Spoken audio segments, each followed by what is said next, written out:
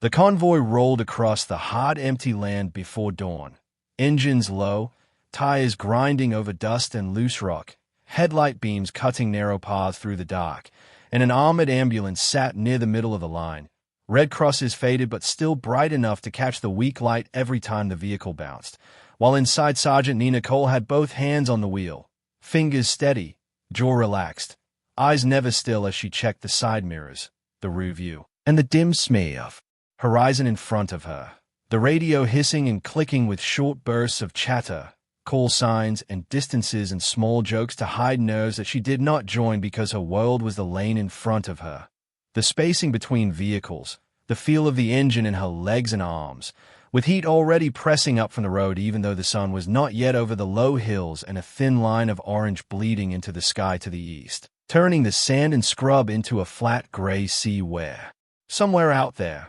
beyond what she could see, were the people who had studied the convoy routes, counted trucks, watched habits, and who in her mind were like potholes and blind turns, part of the road you watched for or you paid. So she shifted her weight, rolled her shoulders once, then settled again. Her calm not comfort but a tool she held like a weapon as the ambulance rattled over a dry creek bed and a red cross flashed past a dead tree. A small silent sign asking the world to remember. Rules no one followed out here. While the lead truck called a small course correction and Nina eased the wheel a fraction, holding her line tight, never crowding the vehicle in front, leaving exactly enough space for reaction and not 1 inch more, and in the back, strapped to the floor, stretchers, bags, 4 stands, oxygen tanks, and a tightly packed trauma kit hummed and clinked with each bump in a low metal music that had become part of a heartbeat as nobody was hurt yet. No one was. Screaming into the radio, and no dust cloud of incoming fire showed on the horizon. But beneath that smooth surface she felt the little off notes. A broken wall here, fresh tire tracks across an empty gully, a bit of trash that had not been there last week. And she said nothing, just watched and drove and let the tension sit fully awake behind her steady eyes until, by the time the convoy reached the outer barriers of the forward base and the sun was up and the light was hard, the guard tower. Silhouettes had turned from shadows into faces and helmets, and the gate swung open on cue. The line of vehicles rolling in with the slow relief that came from intact tires and unbroken glass as trucks peeled away toward fuel points and motor pools. A pair of armored vehicles turned toward the range, and the ambulance followed its path to the small medical bay lot where the concrete was cracked and stained from years of oil and dust and blood that never fully washed out. And Nina eased the big vehicle into place like she was parking a family car, engine down, brake on, gear in neutral, sitting for half a second with fingers still on the wheel before she shut everything off and opened her door to the slap of heat on her face as she stepped down while around her soldiers climbed off trucks laughing too loud, dropping helmets on benches, complaining about food and sleep, and someone higher up who did not know what they were doing. One walking past the ambulance to slap the steel side and say there's our taxi to another who snorted at least the driver gets AC and kept walking, their boots fading toward the chow hall as Nina said nothing and walked a slow circle around the ambulance. Eyes on the tires, hand brushing the rubber to feel for cuts the dust could hide, checking the wheel wells for lodged metal and the undercarriage for leaks. Then at the rear doors unlatched one just enough to look in and scan the straps, the boxes, the oxygen lines. Every latch closed and every buckle tight and every bag where she had left it, while a young private carrying a box of ammo paused near her and glanced at the Red Cross and then at her face and said, half joking, "Must be nice, only job is to drive around and pick up people," and moved on before she could have answered even if she wanted to. So she simply reached up, checked the small floodlight above the back doors with a quick press of her fingers, moved to the front again, crouched to check the lug nuts on the front wheel even though her knees ached, finished the circle, signed her vehicle inspection sheet on a clipboard hanging inside the bay, washed the dust from her fingers at a small sink, dried them on a scrap of towel she folded and set in the same spot she always did, and noticed that nobody asked how the road looked or what she had seen out beyond the wire. Which was fine, because their attention did not change the road and did not change her job. Later the talk of threat came like background noise instead of a siren as a radio in the corner of the medical bay crackled with a coded message, short and clipped, and a staff sergeant on duty walked over, wrote something on a whiteboard near the exit, and underlined it twice. More enemy chatter. Possible complex attack. Higher risk on all routes. Leaving the words there in red marker while people move past. Reading and nodding and then going back to coffee and paperwork and loading boxes. While Nina stood near the bay doors, helmet in the crook of her arm, reading the simple line more than once without feeling fear so much as the shape of the day tilt a little as she pictured the convoy routes like veins on a map. The choke points where roads narrowed between walls or dry canals and the habit patterns they had all slipped into because it was easier that way, then turned back to the ambulance without saying a word. Unlocked the side compartment and shifted the placement of supplies, bringing the Bane kit closer to the doors, moving extra bandages up higher, strapping an extra litter against the wall where her hand could find it in the dark, checking the oxygen tanks one more time by rolling the valves open and shut and listening to the hiss, adding an extra set of 4 lines to the bag that lived by the re-step. Every movement calm and almost slow but without a single wasted motion. And outside a corporal walking by paused to watch her rearrange the gear and asked, trying for humor, expecting company, and she shrugged without looking up and said, "Just fixing my house," making him frown slightly at the neat rows of supplies and the way she checked each piece like a mechanic before a long drive. But he let it go and moved on as the base roads kept their normal look, a forklift beeping as it backed up, someone yelling for moss sandbags near the south wall, faint music from an open window where a guitar tried to make thin walls feel thicker, the fret lines staying on the board like a small red cut that did not match the lazy pace of bodies moving around it, until Nina stepped out to the lot again, eyed the routes in her head, then walked over to the map posted inside the ops room and studied it, tracing roads with her finger before quietly taking a pencil and marking an alternate path from the base to the town that hooked around a small rise and a cluster of broken buildings everyone usually avoided because it jolted the suspension. Not asking permission because it was just a line on paper for now, while the captain in charge glanced at her, saw the pencil, and raised a brow to ask, "Problem, Cole?" And she said, "No, sir, just making sure I remember the turns," which made him nod and go back to his screen as she stepped out into the light again, helmet clipped to her belt now, and waited. The attack did not come with a long build-up or loud warning, but like storms in that part of the world, fast, wrong, and everywhere at once. While Nina was halfway between the ambulance and the medical bay door, carrying a crate of saline bags, when the first explosion hit with a sharp and deep sound that made the ground under her boots jump as if the earth itself had flinched, a second blast following from the other side of the base, and then a third closer, close enough for the shock wave to slap her chest and make her teeth click as alarms tried to switch on but power flickered, lights snapping off, on, then dead, so the only steady light came from the harsh sun and the sudden fires clawing up from the fuel point, someone yelling "incoming" in a voice that broke in the middle, and the air turning into noise while radios lit with overlapping words, some clear, some garbled,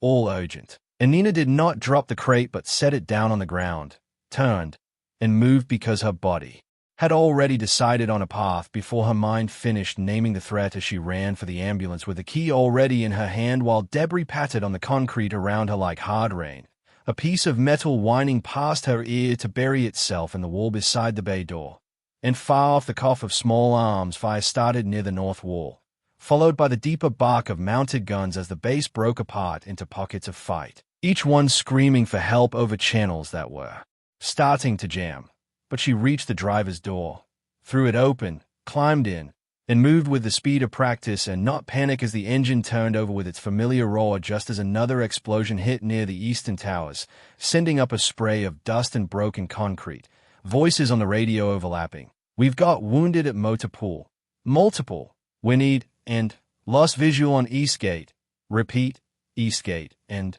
"fire in the barracks. Trap personnel." So she keyed her MIC and kept her words short, saying, "Ambulance 1 is up, ready for tasking," with no extra emotion and no questions, and got an answer at once, thick with background noise. "Ambulance 1. Motor Pool first, then triage at South Lot. Watch for small arms along route." So she put the vehicle in gear and moved, pulling out as a young soldier with blood running down his arm tried to wave her down, and she leaned out the window long enough to point toward the bay and shout, "Inside, they'll patch you until I get back," knowing she could not stop for one when there were many because that was the math she lived with, then drove straight into the smoke, past a toppled generator that still spit sparks and two soldiers dragging a third by his vest, with no time to think about fear and only wheel and pedal and mirror in space where the next shell might land. The first run to the motor pool showed her exactly how bad the day was going to be as the building that had held the maintenance crew stood half-collapsed with a roof bowed in where shell had punched through. Trucks burning, and one flipped on its side with tires melted into black puddles, and amid flames and shouting, figures moved, some upright and some crawling. So Nina rolled the ambulance in as close as she dared with the heat pressing through the windshield like an open oven, braked hard through the transmission into park, and jumped out even before the engine settled, shouting, "I've got 4 liters, bring me your worst first," to the nearest group of soldiers, and 2 rushed forward with a third between them whose leg was a mess of red and torn fabric. So she swung open the back doors, guided them in, strapped the casualty down while her hands worked almost by themselves, tourniquet tightened, 4 lines started, quick check for chest wounds, while outside more rounds cracked. Overhead and bits of roof fell and someone yelled that they needed to move. So she slammed the doors, shouted, "Next 3. Triage in the lot. I'll be back." Jumped back into the driver's seat, reversed as shrapnel punched through the passenger side panel with a metallic scream that sent a small piece grazing her cheek and leaving warm blood trickling down. But her hands did not shake as she reported, "Ambulance 1 leaving motor pool. 1 critical. 3 non-ambulatory waiting." Her voice level, and the radio replied in broken bursts half drowned by another explosion near the barracks. "Copy. Ambulance 1. Route to South Lot still open. Hurry. We're stacking up." So she aimed the ambulance toward the South Lot, tires sliding briefly in loose sand as another shell landed behind them. And that set the pattern for the next hour as she pushed the ambulance through strips of ground that had turned from safe to lethal in seconds, learning quickly which corners drew fire and which open spaces were worth crossing at full speed and which ones would be suicide when the enemy shifted their aim. While the radio kept trying to make her smaller than she was with lines like "Ambulance 1, you are cleared to approach," as if her job was to wait for someone else to say the word "go"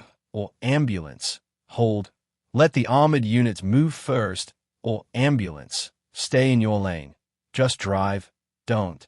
which she followed as long as the map in her head and the clock in her chest said she could. Driving hard but precise, sliding past burning debris and squeezing between walls that felt like they were closing in, tracer rounds cutting the air above her hood in green and red lines that mark where she would not put her wheels, a round once snapping through the windshield on the passenger side and spiderwebbing the glass and puffing dust into her face so that she simply wiped her eyes with the back of her hand and kept going. Each time she loaded casualties, more were waiting, with limbs missing and faces gray and shirts dark with blood, medics shouting numbers and status codes and vital signs while she listened and processed and moved, making choices about who to take and who had to wait. The worst part of the job that she did with a face like stone, because if she let herself feel it in the moment, she would freeze. While the routes began to close one by one as a stray hit cave in part of the main road and turned it into a jagged hole that could swallow a tire and roll the ambulance. A burning truck blocked the alternate path near the chow hall, and a sniper found his range near the watchtower and started picking at anyone who moved past a certain point. So the order came over the radio to use the north lane only, stay away from the tower side, even though the north lane was a narrow strip of cracked asphalt with a wall on one side and open ground on the other. A perfect squeeze point, which she drove once and felt the vehicle become a target-shaped box as rounds pinged off the armor. And by the time she returned to the triage lot with another load of wounded and saw pools of blood widening on the concrete and medics shouting for more hands and more bandages and more everything, one grabbed her arm and snapped. Not at her, but at the whole day. "We need faster turnarounds. We're losing them." And she looked at the wounded on the ground, counted the faces, lifted her eyes to the smoke beyond the wall where fresh blasts still chewed at the sky, and heard the radio crackle again with instructions about staying clear of this lane, or that lane, like the voice on the other end, could bend the battlefield into neat lines, and realized very quietly that if she obeyed every word, too many people would die while she hid behind a rule. The tipping point came on a run that should have been almost normal by the day's new standard, with 3 wounded in the back, 2 serious and 1 barely hanging on with a chest wound that sucked air with every breath, as she rolled toward the north lane, planning to risk it one more time, and heard a new note in the sound of the fight, a steady hammer of fire from the ridge beyond the base, glanced up and saw dust kicking off the top edges of the wall in a clean, controlled line that meant the shooter knew exactly what he was doing. Not random, but someone settled in with a good view who had decided the main evacuation route would now be a kill zone. So she eased the ambulance to a stop just short of the lane and listened to bullets chew at the wall ahead, one after another in measured rhythm, and understood that if she drove through, then the next line would be through her windshield or through the thin spots in the armor or through the bodies in the back. While the radio ordered, "Ambulance 1, move. We need those patients at triage now." And she keyed her MIC to say, "North Lane is under sustained fire. Recommend alternate." Only to hear, "Negative. We don't have alternate. Just move, driver," with that last word flattening her into something small. So she looked into the side mirror and saw smoke and wavering heat, and in the back of her mind the map she had studied that morning lit up with the alternate that was no longer on the plan, the one through the broken cluster of buildings off to the left that everyone avoided because the ground there was rough and there were too many corners where someone could hide, and knew that if she did nothing 3 people in her care would die in the next 10 minutes. That time had turned into a solid weight in her hands, and that the choice was simple: obey and arrive on time to a funeral, or disobey and maybe see them live. So when the radio snapped, "Ambulance 1, why are you stopped?" She stared at the MIC, then at the broken roofs to her left, turned the wheel without asking again, and took the ambulance off the safe line. The vehicle bounced hard as it left the smooth road and crossed onto uneven ground, the suspension groaning and the men in the back moaning as the frame shook, while Nina gritted her teeth and said, "Hang on," not sure if any of them could hear but needing to speak, steering between 2 fallen walls and keeping her speed just high enough to be a bad target, but not so fast that she would flip them, dust rolling off the hood and turning the air into a brown cloud. And somewhere to her right, a figure moved on a roof, small and fast, so she did not wait to see if it was a civilian or fighter because instinct and training bent her hands before thought caught up. She stopped the ambulance in the shadow of a broken wall, engine low, killed the lights even though it was day, knowing the sniper on the ridge was focused on the empty North Lane, and that explained the clean shot she had heard, but that the closer threat was whoever thought this shattered block was theirs, and climbed out of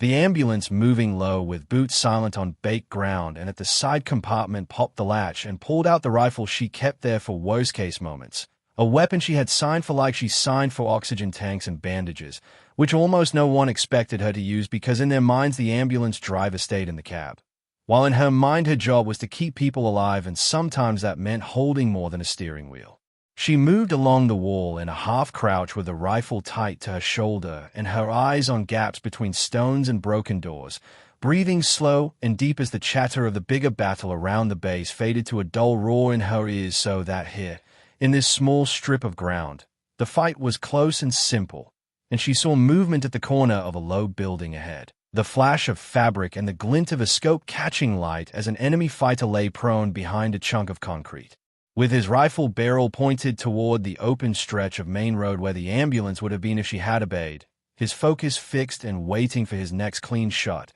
So Nina dropped to one knee, settled her sights, and squeezed the trigger. The crack of her shot sharp and final as the man jerked once and went still, his weapon thudding against the ground, and another figure shifted behind a half-fallen doorway to the left, turning at the sound. So she pivoted and fired twice, the rounds hitting center mass and dropping that body out of sight, and a third fighter tried to move from a roof to a ladder, clearly thinking the same shattered buildings that hid them would protect him now. But she took a breath, aimed, and put a round into the narrow space between his shoulder blades, so he slid down the ladder without finishing the climb and landed hard and did not get up again. The whole exchange taking less time than it took the radio to call her name again with a voice now tight and demanding, "Ambulance 1, report," which she ignored long enough to clear the immediate area with quick steps and careful angles, making sure there were no more barrels pointed in her direction until the last corner showed only dust and broken stone, and she exhaled, not with relief but with a reset, because the road ahead, the rough path between buildings and rubble, was now open enough, not safe but possible, and possible was enough. She jogged back to the ambulance, slung the rifle, climbed in, heard the man with the chest-wound gasp in the back with short, shallow breaths, started the engine, and pushed forward, threading the big vehicle through the narrow gap between two collapsed walls as the radio barked. Ambulance 1, status. And she keyed the MIC with one hand while steering with the other to say, Ambulance 1 diverted off North Lane due to sniper. Route cleared. 3 inbound. 1 critical, in a flat voice. That made the silence on the other end last a beat too long until the reply came from the same voice, now shifted from irritation to something closer to stunned as it said, Copy. Ambulance 1, proceed, with no lecture and no time for it. So she took the broken path back toward the triage lot, turning the last corner just as a new round of shelling hit the outer wall where she would have been if she had stayed in her assigned lane. Dust and fragments raining down behind her while she did not look back because there was nothing there she needed to see. And at triage, medics and nurses rushed the doors as she pulled in, the routine of chaos now adjusted to include the way she came from the wrong direction. And when they opened the back, she said only, his bad, left side, chest, and they moved in with hands flying over gauze and tubes, one of them glancing at the fresh blood on her cheek and then at the rifle now propped near the driver's seat and asking, You good? While she answered, later, because there were more runs to make. Word of what she had done did not spread while the fight was still hot because there was no time, and all anyone knew was that the ambulance kept coming back again and again from directions that had not been on the plan, bringing in more wounded alive than the medics had dared to hope for after the first blast, some of whom would still die but later, in beds with hands on their shoulders, not alone in the date. And that difference lived in the quiet space between her choices and the rules she had broken to make them. But only after the sun started to slip down and the gunfire faded into scattered pops did the noise on the radio slow, the last plumes of smoke thinning into gray smears, and the base looking like someone had tried to erase it with a giant angry hand, smearing buildings and vehicles across the ground while fires still burned in corners and the wounded were inside or tagged and covered and the dead were being counted. And Nina finally parked the ambulance in the lot, the engine ticking as it cooled, and stepped down with legs that felt hollow to walk around the vehicle one more time out of habit and see holes pocking the metal, small and jagged like the ambulance had been chewed, and a fresh gouge in a tire sidewall that would have blown if it had been a fraction deeper. So she put her hand on it lightly, the way someone touched a dog that had just limped home from a fight, and murmured, You did good, to steel and rubber and luck, before boots clicked on the concrete behind her and she turned to see the base commander, a colonel with tired eyes and a still sharp uniform, walking toward her with 2 other officers whose faces were set between relief and grief, and he said, Sergeant Cole, stopping a few feet away without asking if she was busy because the day had already answered that, and she replied, Sir. Standing a little straighter despite the ache in her back from hours in the seat and the weight of stretchers lifted, as he held a tablet in one hand and said, We've been reviewing radio logs and drone feeds. There was a sniper position overwatching the North Lane, not phrased as a question, so she nodded once and answered, Yes, sir. And he went on, And you cleared it, on your own initiative, without waiting for support, while the 2 officers watched her and she thought of the 3 bodies that would not be put in the ground that week because she had turned the wheel, and of the rules about staying in your lane and not engaging unless ordered and not going off plan, and of the man with the chest wound who was still breathing in the medical bay, and said simply, My route was blocked. I made a new one, and the corner of his mouth twitched almost into a smile, but not quite because it was the wrong day for smiles, as he said, The sniper team you removed had already hit 2 of our people on that lane. They were waiting for more. One of our UAV pilots has you on clear footage moving through that rubble, making 3 clean shots, then bringing your patients in. That footage is now classified. There will be a report, and your name will be in it under some very serious recommendations. And one of the officers added, You understand that outside this base, almost nobody will ever see that file. So she nodded and said, Yes, sir, knowing she had not done any of it for a file. And for a moment they just stood there, as if deciding how much more to say, before the colonel gave a short nod, the kind soldiers used in place of handshakes when there was too much dirt and blood around, and said, You kept a lot of our people alive today, in simple, blunt words with no speech about heroes, just a fact offered like a piece of gear. Then added, Next time someone calls you just the driver, send them to my office, leaving the remark hanging half serious and half something else. and she only replied, "Yes, sir," before he turned away, already pulled toward the next fire to put out and the next list of losses to sign, and the other officers followed, leaving her to turn back to her ambulance. She did not go to the barracks to sleep because the adrenaline in her blood would not let her rest and there was still work to finish. So inside the medical bay she watched nurses move like ghosts between beds, silencing alarms, adjusting drips, checking pupils. And a young medic she had seen earlier caught her eye and said quietly, with a new look on his face where the easy assumption had been, "We heard what you did out there with the sniper." His voice carrying no all gossip, only weight. And she shrugged one shoulder and answered, "I drove, and I shot when I had to," making him nod slowly as if filing that away under a new meaning of a job. Then telling her, "Would have lost that whole line without those runs." Doc said so, and she did not answer because praise made her itch, instead walking down the row of beds until she found the man with the chest wound lying pale and still but breathing, his chest rising and falling in a thin line of life. And she stood there for a moment, counting his breaths like a promise kept for now before leaving the bay and going back out to the lot to the ambulance that still smelled of smoke and antiseptic and fear, climbing into the driver's seat out of habit and resting her hands on the wheel, feeling in her head the ghost vibration of the engine even though it was off, and hearing beyond the wall the distant rumble of another convoy bringing in supplies and people to replace what had been broken, knowing there would always be another run. The next morning, before the heat had fully woken, the base slipped back into the kind of normal that grows over craters and bone marks as new orders went up on the board. New routes were drawn. The old red line about increased threat was wiped away and replaced with a fresh one about staying alert during reconstruction. Laughter came back in small pieces that grew louder, and in the mess hall someone started telling a story about this one driver who went cowboy through the ruins, waving his hands too wide. And Nina heard bits of the story float past while she stood in line for coffee, hearing that in some version she took out 10 fighters with a pistol and in others drove the ambulance straight through a wall. And she did not correct any of it because she knew how stories worked, how they made people feel safer and hid the parts that hurt. So when someone in line turned to her and said, half grinning, "Cole, you hear about the crazy driver?"